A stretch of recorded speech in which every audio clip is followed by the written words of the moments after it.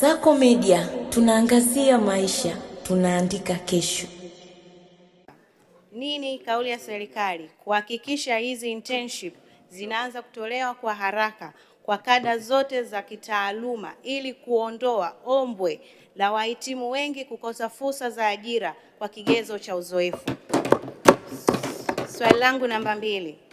Kwa kuwa changamoto ya uzoefu imekuwa kilio cha muda mrefu, je, serikali haioni haja sasa hizi internship iwe ndio uzoefu hitajika kwa wahitimu wanapoomba ajira na si miaka 2, 3 na kuendelea? Asante.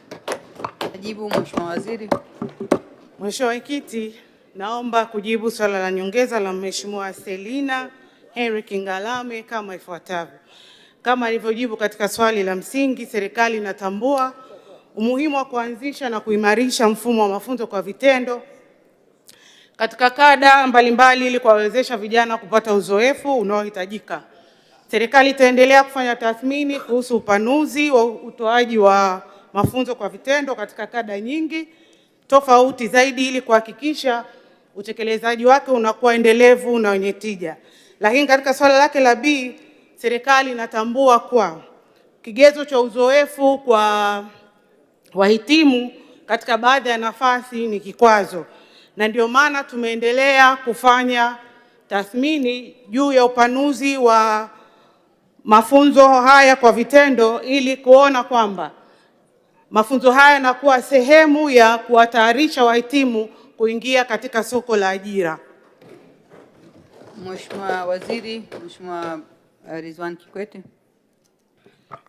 Mheshimiwa Mwenyekiti, kwa kuwa hii ni mara yangu ya kwanza kusimama mbele ya bunge lako na kutoa maelezo, naomba na mimi nitumie nafasi hii kumshukuru sana Mheshimiwa Rais Dr. Samia Suluhu Hassan kwa kuniona na kunipa heshima hii ya kuwa waziri ninayesimamia eneo la utawala bora na utumishi wa umma ndani ya ofisi yake. Na baada ya kusema maneno hayo, Mheshimiwa Mwenyekiti, naomba kwanza kumpongeza naibu waziri kwa maelezo mazuri aliyoyatoa, ambayo ni maelezo ya ukweli, ambayo pasi na shaka kwamba ndio utaratibu serikali imeweka. Lakini liko jambo moja la kuongeza, Mheshimiwa Mwenyekiti, katika eneo hili. Mheshimiwa Mwenyekiti, mwaka jana, mwaka 2024 kwa maana ya mwaka wa kifedha, serikali ilikamilisha mwongozo wa kujitolea. Mwongozo ambao unatakiwa sasa uende kwa wadau ukajadiliwe ili uweze kuwa na input ambazo kila mmoja atakuwa nazo, lakini kila kada ambayo imezungumzwa na waheshimiwa wabunge katika maswali yao itakuwa nayo imeangaliwa ili kuweza kujibu maswala na matakwa wanayotaka wananchi wa Tanzania juu ya mfumo mzima wa kujitolea ili kuweza kufanya elimu ya vitendo iweze kuwa na ubora unaotakiwa.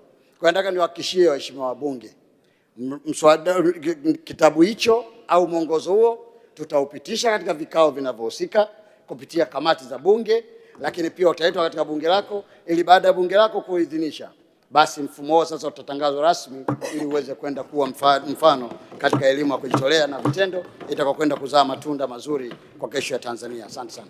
Asante sana Mheshimiwa Waziri, na kushukuru sana Mheshimiwa Naibu Waziri kwa maelezo hayo ya ziada.